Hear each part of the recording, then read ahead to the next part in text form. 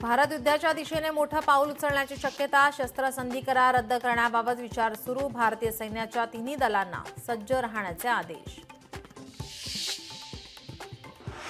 पहलगाम दहशतवादी हल्ल्यानंतर सुरक्षा दलांची मोठी कारवाई. दहशतवादी आसिफचे घर स्फोटाने उडवले तर आदित्यच्या घरावर चालवला बुलडोझर.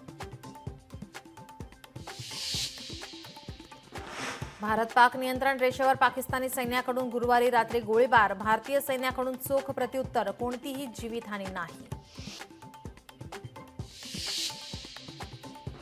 महाराष्ट्रात 18,000 पाकिस्तानी नागरिकांचं वास्तव्य. मुंबईत सर्वाधिक 6,000 ते 7,000, नागपुरात 2400, जळगावात 405 तर पुण्यात 111 पाकिस्तानी नागरिक असल्याची सूत्रांची माहिती.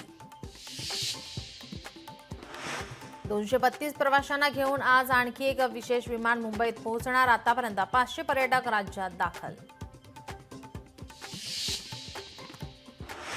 भ्याड हल्ल्याच्या निषेधार्थ अमरावती नांदेडमध्ये बंदची हाक. विश्व हिंदू परिषद बजरंग दलाच्या वतीनं अमरावतीत आंदोलन. कुणाल कामराला हायकोर्टाचा मोठा दिलासा. चार्जशीट दाखल होईपर्यंत कामराला अटक न करण्याचे आदेश. तर मुंबई पोलिसांना चेन्नईत जाऊन कामराच्या चौकशीसाठी परवानगी.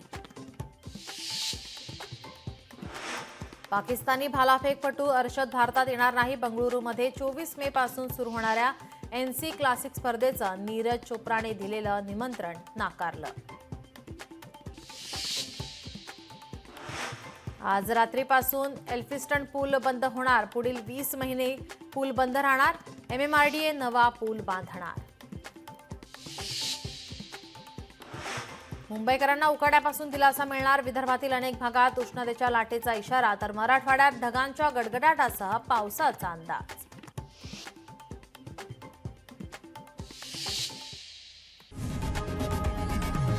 लोकशाही मराठी ऐका, पहा, जागरूक रहा.